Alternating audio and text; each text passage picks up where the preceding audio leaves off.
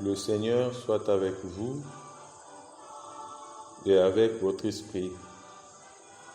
Évangile de Jésus-Christ selon saint Marc. Marc chapitre 10, du 17e au 30e verset. Jésus se mettait en route quand un homme accourut vers lui, se mit à genoux et lui demanda : « Bon maître, que dois-je faire pour avoir en héritage la vie éternelle ?»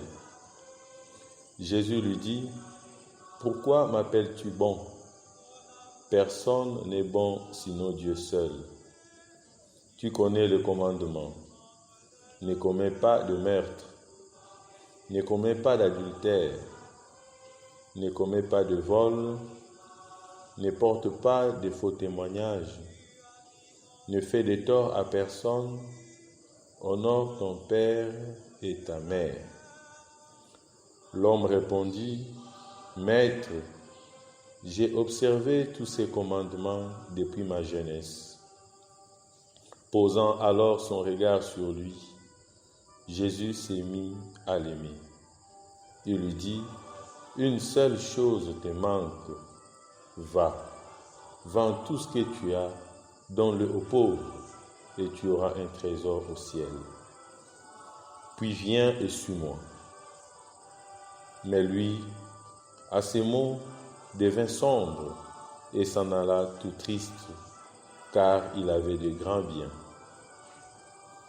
Alors Jésus regarde tout autour de lui et dit aux disciples : « Comme il sera difficile à ceux qui possèdent des richesses d'entrer dans le royaume de Dieu. » Les disciples étaient stupéfaits de ces paroles. Mais Jésus reprend : « Mes enfants, comme il est difficile d'entrer dans le royaume de Dieu, il est plus facile à un chameau de passer par le trou d'une aiguille qu'à un riche d'entrer dans le royaume de Dieu. » De plus en plus déconcertés, les disciples se demandaient entre eux : « Mais alors, qui peut être sauvé ?»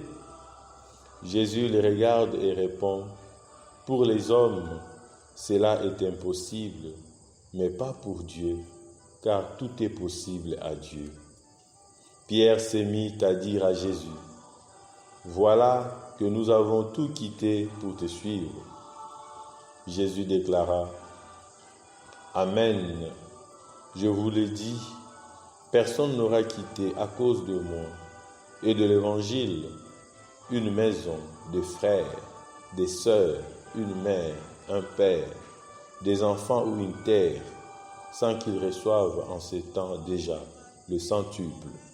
Maison, frères, sœurs, mère, enfants et terre, avec des persécutions, et dans le monde à venir, la vie éternelle. » Acclamons la parole de Dieu. Louange à toi, Seigneur Jésus. Frères et sœurs dans le Christ, loué soit Jésus-Christ et Marie Immaculée. Aujourd'hui, nous célébrons le 28e dimanche du temps ordinaire de l'année liturgique B. Les lectures d'aujourd'hui nous invitent à regarder en face la réalité spirituelle qui se résume en Jésus. De ne pas mettre notre foi, nos intentions, notre attention au bien de ce monde. L'Évangile veut que nous, comme chrétiens, nous puissions regarder les réalités d'en haut. Nous puissions regarder ce qui est bien, nous puissions regarder ce qui peut nous sauver. Dans la première lecture du livre de la sagesse, le début est vraiment clair et nous comprenons. Il dit ceci : « J'ai prié et l'intelligence m'a été donnée. J'ai supplié et l'esprit de la sagesse est venu en moi. » Nous, comme chrétiens, nous devons prier au quotidien que le Seigneur Dieu puisse nous remplir de la sagesse, qu'il puisse nous remplir de l'intelligence. C'est cette intelligence spirituelle qui doit nous permettre de connaître le monde, de connaître les autres. Cette intelligence spirituelle est au-dessus du matériel. En ce monde qui est dominé par le matérialisme, aujourd'hui, nous sommes invités à une vie beaucoup plus profonde pour comprendre les intentions de Dieu, pour comprendre ce que Dieu veut pour nous, pour que nos pensées, nos cœurs soient tournés réellement vers lui. Et l'évangile de ce dimanche vient couronner ces deux lectures. Ce jeune homme riche qui vient auprès de Jésus pour savoir ce qu'il faut faire pour hériter du royaume des cieux. Mais en lisant cet évangile, il y a un point important qui retient mon attention et que j'aimerais partager avec vous.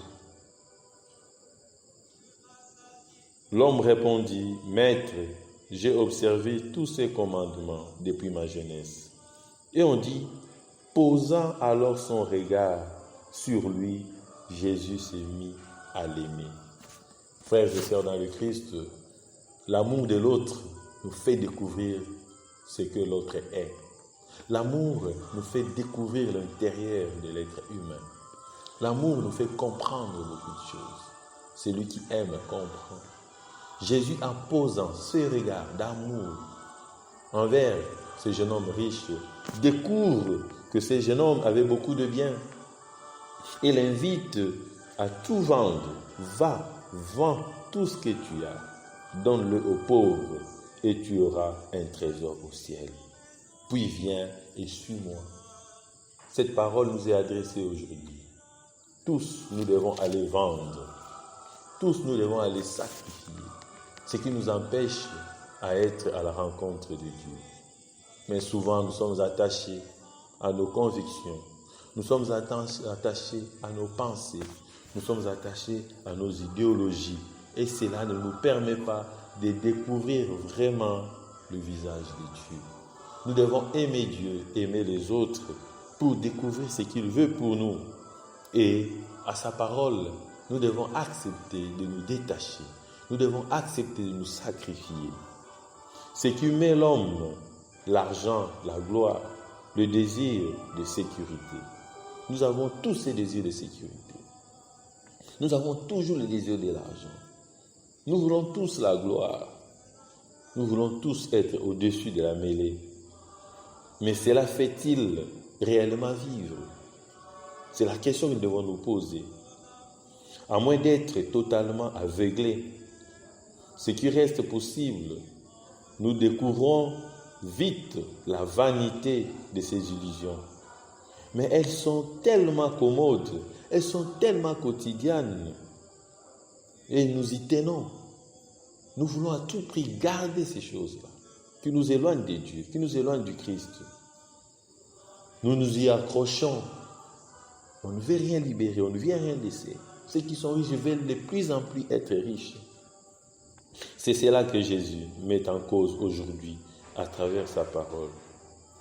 Il ne nous promet certes pas la facilité, mais la joie profonde, née de l'authentique relation aux êtres et aux choses.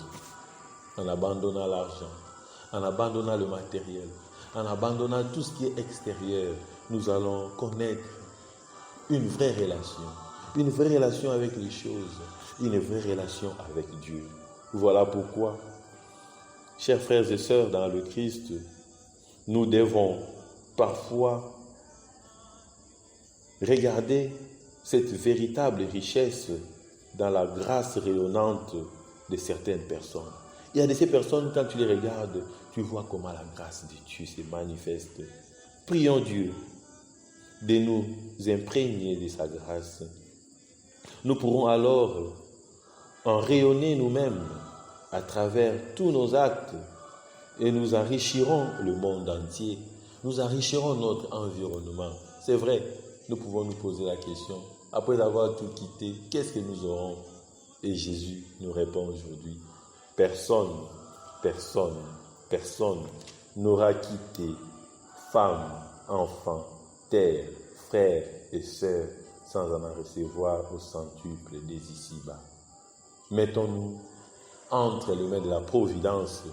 Laissons-nous conduire par ces dieux qui nous écoutent Et aujourd'hui, dans cette homélie, j'aimerais particulièrement prier pour M.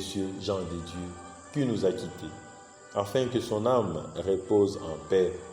Nous savons qu'avec Dieu tout est possible et nous savons aussi avec certitude dans la foi qu'il verra la gloire de Dieu. Laissons-nous conduire par ce Dieu qui nous aime, laissons-nous conduire par nos frères et sœurs afin qu'un jour, tous ensemble, nous puissions voir sa gloire. Amen.